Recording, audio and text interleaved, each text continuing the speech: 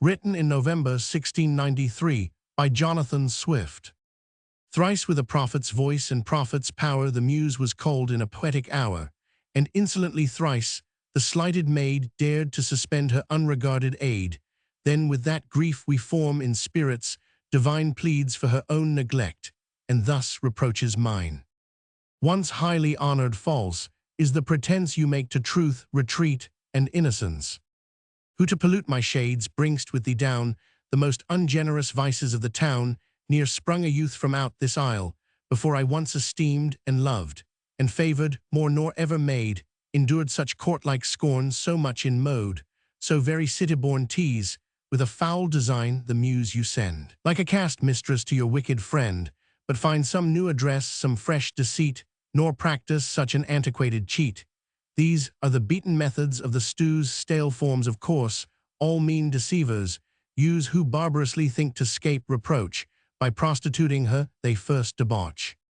Thus did the muse severe unkindly blame, this offering long designed to Congreve's fame, first chid the zeal as unpoetic fire, which soon his merit forced her to inspire, then call this verse, that speaks her largest aid, the greatest compliment she ever made, and wisely judged no power beneath divine, could leap the bounds which part your world and mine, for youth believed to you unseen, is fixed a mighty gulf unpassable betwixt. Nor tax the goddess of a mean design to praise your parts by publishing of mine, that be my thought, when some large bulky writ shows in the front, the ambition of my wit there, to surmount what bears me up, and sing, like the victorious wren, perched on the eagle's wing. This could I do, and proudly o'er him tower were my desires, but heightened to my power. Godlike the force of my young Congreve's bays, softening the muse's thunder into praise, sent to assist an old unvanquished pride, that looks with scorn on half mankind, beside a pride that well suspends poor mortals' fate, gets between them, and my resentment's weight stands in the gap twixt me and wretched men, t'avert thimpending judgments of my pet. Thus I look down with mercy on the age, by hopes my Congreve will reform the stage, for never did poetic mind, before produce a richer vein, or cleaner or the bullion, stamped in your refining mind, serves by retail to furnish half mankind. With indignation, I behold your wit forced on me cracked, and clipped, and counterfeit by vile pretenders, who a stock maintain from broken scraps and filings of your brain. Through native dross your share is hardly known, and by short views mistook for all their own, so small the gains those from your wit do reap, who blend it into folly's larger heap, like the sun's scattered beams, which loosely pass when some rough hand breaks the assembling glass. Yet want your critics no just cause to rail, since knaves are near obliged for what they steal. These pad on wit's high road, and suits maintain with those they rob, by what their trade does gain.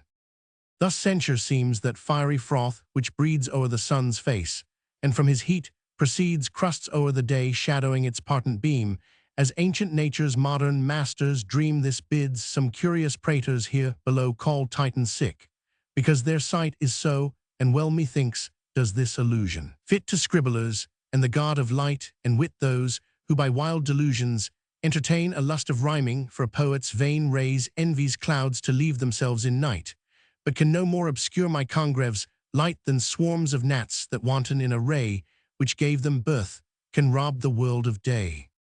What northern hive poured out these foes to wit? Whence came these Goths to overrun the pit?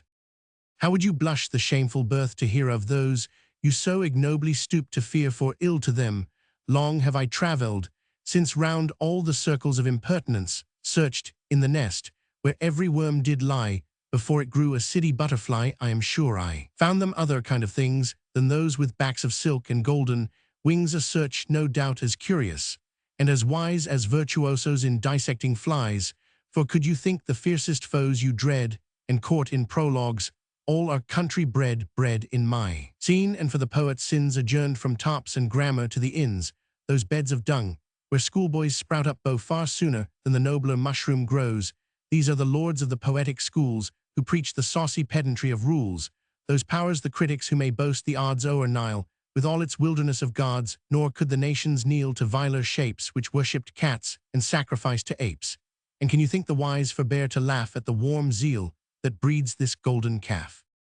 Haply you judge these lines severely writ against the proud usurpers of the pit stay, while I tell my story short and true to draw conclusions, shall be left to you, nor need I ramble far to force a rule, but lay the scene just here at Farnham, one school.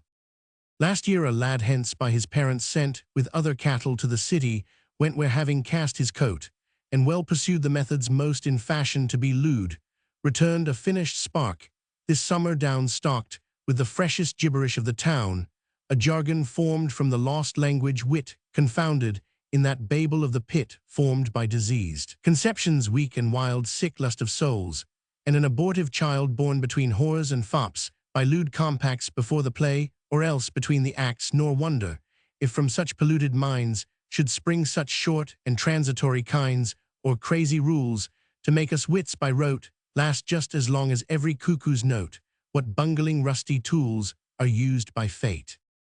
'Twas in an evil hour to urge my hate, whose lash, just heaven has long decreed, shall on a day make sin and folly bleed, when man's ill genius to my presence sent this wretch to rouse my wrath for ruin, meant who, in his idiom vile, with brazen grace, squandered his noisy talents to my face, named every player. On his fingers' ends swore all the wits, were his peculiar friends, talked with that saucy and familiar ease of Wycherley. And you and Mr. Bayes, too, said how a late report your friends had vexed, who heard you meant to write heroics, next for tragedy he knew would lose you quite, and told you so at Will's 3, but t'other night. Thus are the lives of fools, a sort of dreams, rendering shades things and substances of names. Such high companions may delusion keep lords, are a footboy's cronies in his sleep. As a fresh miss by fancy face and gown rendered the topping beauty of the town, draws every rhyming prating dressing sought to boast of favours that he never got of, which woer lacks confidence to prate, brings his good parts and breeding in debate, and not the meanest coxcomb you can find, but thanks his stars that Phillies has been kind. Thus prostitute my Congreve's name is grown to every lewd pretender of the town. Troth I could pity you, but this is it you find to be the fashionable wit. These are the slaves whom reputation chains, whose maintenance requires no help from brains. For should the vilest scribbler to the pit whom sin and want ear furnished out a wit, whose name must not within my lines be shown, lest here it live when perished with his own four, should such a wretch usurp my Congreve's place, and choose out wits who ne'er have seen his face, ill bet my life, but the dull cheat would pass, nor need the lion's skin conceal the ass. Yes, that beau's look, that vice those critic ears, must needs be right, so well resembling theirs. Perish the muse's hour, thus vainly spent in satire to my Congreve's, praises meant in how ill season her resentments rule. What's that to her, if mankind be a fool? Happy beyond a private muse's fate, in pleasing all that's good among the great five, where though her elder sisters crowding throng, she still is welcome with her innocent song, whom were my Congreve blessed to see, and know what poor regards would merit all below.